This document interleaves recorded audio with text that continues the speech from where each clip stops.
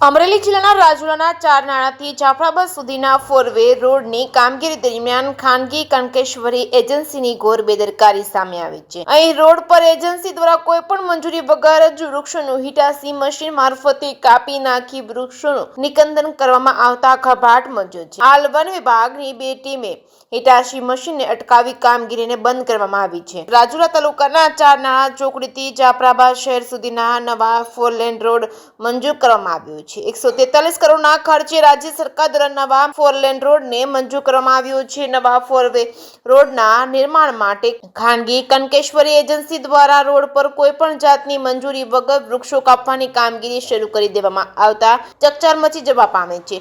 Hitachi machine મારફતે વર્ષો જૂના વૃક્ષોને કાપી નિકંદન કરવામાં આવ્યું છે। કનકેશ્વરી એજન્સી દ્વારા કોઈ પણ પરવાનગી વગર પોતાની મનમાનીથી રોડ પર વૃક્ષનું નિકંદન કરવામાં આવતા સામાજિક આગેવાનો ઘટનાસ્થળે પહોંચ્યા છે। સામાજિક આગેવાને જાફરાબાદ વન વિભાગને જાણ કરવામાં આવી છે। વન વિભાગે તાત્કાલિક ઘટનાસ્થળે પહોંચી જે બાદ વન વિભાગે તપાસ કરીને એજન્સી પાસે કોઈ પણ મંજૂરી ન હોવાનું સામે આવ્યું છે। વન વિભાગે બે હિટાસી મશીનને અટકાવી રોડની કામગીરી બંધ કરવામાં આવી હતી। શું આ બાબતે હવે જવાબદાર તંત્ર અને આરએનબી કાર્યવાહી કરશે ખરા કે પછી આરએનબી વિભાગના પોતાના એજન્સી સાથે સંબંધો સાચવવા ઢાક પીછોડો કરવામાં આવે તે હવે આગામી સમયમાં જોવાનું રહ્યું। એક તરફ રાજ્ય સરકાર વૃક્ષો વાવો પર્યાવરણ બચાવોના અભિયાન કરવામાં આવી રહ્યા છે, પરંતુ કોઈ રાજકીય વર્ગ ધરાવતી કનકેશ્વરી એજન્સી દ્વારા મંજૂરી વગર જ વૃક્ષોનું નિકંદન કરી દેવામાં આવ્યું છે। જોકે નવા 4 લેન રોડને બને તે કોઈ વાંધો નથી, પણ મંજૂરીથી કામગીરી કરવાની હોય છે। કનકેશ્વરી એજન્સીની ઘોર બેદરકારી સામે આવી। શું હવે વન વિભાગ અને મામલતદારની ટીમ દ્વારા એજન્સી સામે કાયદેસરની કાર્યવાહી કરવામાં આવશે ખરા?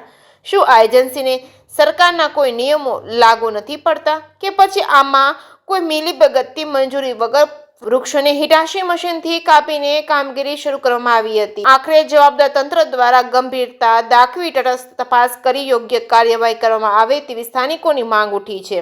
જે સિંહ ગુજરાતી સાથે ધર્મેશ મહેતા, રાજુલા। મારું નામ દાખલા જયદીપ છે, સામાજિક કાર્યકર્તા રાજુલા। આજે ચારનાળાથી લઈ અને જાફરાબાદના રોડના બંને કાંઠે લગભગ 2 કિલોમીટર જેટલા રસ્તા ઉપર લગભગ લાખો વૃક્ષો, જે આજથી 35 વર્ષ જૂના જે વૃક્ષો છે, પીપળાના વૃક્ષો છે, લીમડાના છે, આ સિવાય બાવળ છે, દેશી બાવળ છે, આવળ છે, એવા ઇમારતી વૃક્ષોનું આજે સંપૂર્ણ નિકંદન કાઢવામાં આવ્યું છે। અને એમાં જોવા જેવી વાત એ છે કે આ આખી જે પ્રક્રિયા છે એ સમગ્ર પ્રક્રિયામાં ક્યાંય પણ તમામ નિયમોને નેવે મૂકવામાં આવ્યા છે। જંગલ ખાતાની એક પણ પરમિશન આ લોકો પાસે છે નહીં, ટેન્ડરની કોઈ પણ પ્રક્રિયા આ લોકોએ કરેલી નથી, અને વગર પરમિશને આ તો 2 કિલોમીટર કાઢ્યા, બાકી આગળ આને 22 કિલોમીટર હજી બીજા વૃક્ષો કાપવાની પણ તૈયારીઓ છે।